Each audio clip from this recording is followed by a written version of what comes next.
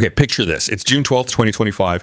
An Air India Boeing 787 Dreamliner, flight 171. It's just taken off from Ahmedabad. Destination, London Gatwick. Then just 32 seconds later, at 1:39 p.m. Indian Standard Time, the unthinkable, it crashes. We're talking 241 people dead on the plane, another 19 on the ground. I mean, it's instantly one of the worst air disasters in recent memory. And crucially, the very first fatal crash for the Boeing 787 Dreamliner. Welcome to the deep dive. Today, we're really going deep into the preliminary report and the investigation that's still ongoing for Air India Flight 171. And the absolute core of this whole mystery, the thing that's got everyone scratching their heads, it comes down to this one critical, really baffling finding: the engine fuel control switches. They were moved to the cutoff position just moments after takeoff. That's exactly right. That's the crux of it. And for our deep dive today, we're drawing on those initial reports from India's Aircraft Accident Investigation Bureau, the AAIB, also some internal investigation notes and related news pieces. Our goal here really is to unpack what they found initially, explore these, really confusing questions that are still hanging over the incident, and help you understand what this means for aviation safety overall. Hopefully by the end, you'll have a really solid grasp of, what happened, what they're still trying to figure out, and why the specific crash matters so much. Okay, so let's just paint the picture of that awful moment again. Mm-hmm. Air India Flight 171. It's a Boeing 787-8 Dreamliner, registration VTA&D. And it crashes maybe 30 seconds, just half a minute, after leaving the runway at Sardar Vallabhbhai Patel International Airport in Ahmedabad. Just gone in moments. And the impact was, catastrophic doesn't really cover it. The plane hit a hostel building, part of the BJ Medical College. The loss of life is just staggering. Out of 242 people on board, passengers and crew, 241 died. And then on the ground, another 19 people lost their lives, and 67 were injured. Just devastating. There was remarkably one survivor found on the plane, a British national, Vishwas Kumar Ramesh. Incredible, really, given the circumstances. Yeah, incredible. And, you mentioned it earlier, but it bears repeating. Beyond the terrible human cost, this was the first fatal crash for a 787 Dreamliner. That model had been flying since 2011. So that fact alone just, boom, put this incident under a global microscope immediately. Okay, so let's get into the findings. The AAIB, they put out their preliminary report on July 8th, 2025. What was the absolute key takeaway, the thing that defined the investigation right from the start? Right. The central finding stated very clearly was that both engine fuel control switches were moved to the cutoff position. And this happened just seconds after the plane was airborne.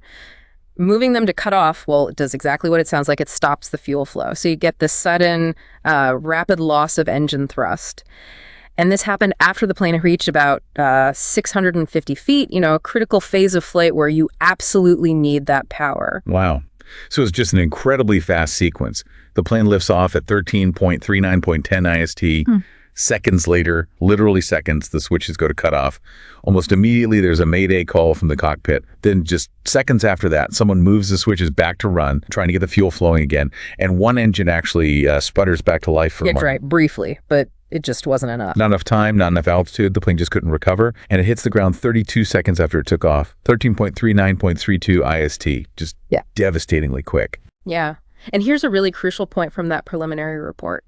Investigators found no evidence, initially at least, of any mechanical problems. Nothing wrong with the plane itself, nothing wrong with the engines. These were General Electric GenX engines working perfectly fine before takeoff. And the aircraft itself, VTA&B, it was delivered to Air India back in January 2014. It had, a solid safety record. So the immediate thought wasn't, the engine failed. It was something else. Right. And that something else is where this whole thing just becomes this huge puzzle.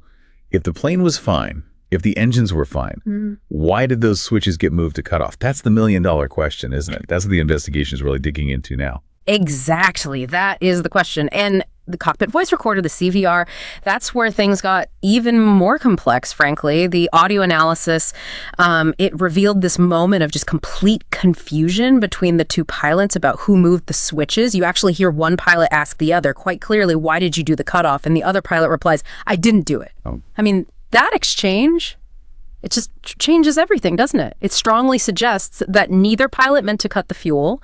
It wasn't an intentional command, seemingly. Wow, I didn't do it. Yeah. That just throws all the easy answers out the window. So if neither pilot intended it, what are investigators even looking at? What are the possibilities here? Well, they have to consider several angles, and they're being very thorough.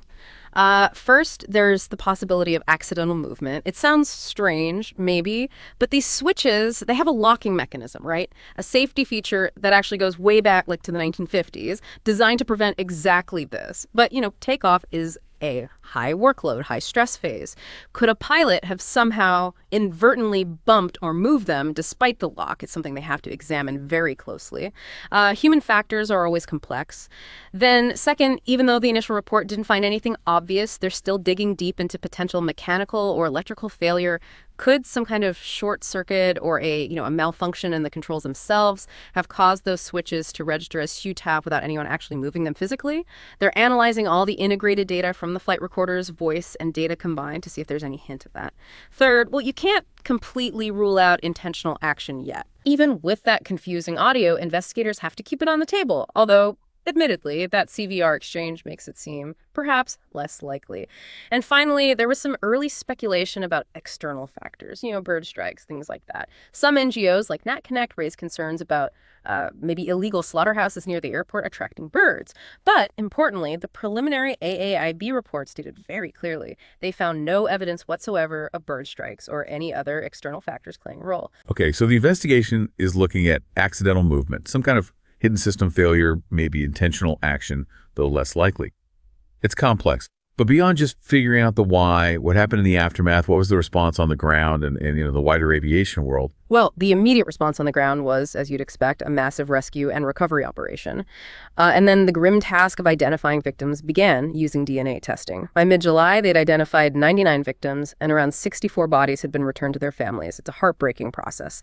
And just as a note, the former chief minister of Gujarat, Vijay Rupani, was actually one of the passengers who tragically died in the crash, and his state funeral was held shortly after. On the safety front, India's aviation authority, the DGCA, they acted pretty quickly. They ordered enhanced safety checks on Air India's entire fleet of Boeing 787s, all 33 of them, the Natif 8s and the Natif 9s.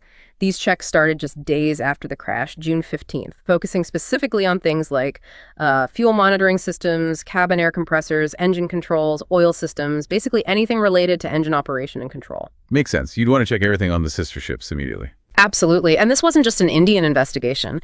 The U.S. National Transportation Safety Board, the NTSB, they launched their own parallel investigation, which is standard when a U.S. manufactured plane is involved. Boeing and General Electric, the engine makers, they're both cooperating fully. In fact, Boeing's CEO even canceled his trip to the big Paris Air Show specifically to focus on supporting this investigation. Shows how seriously they're taking it.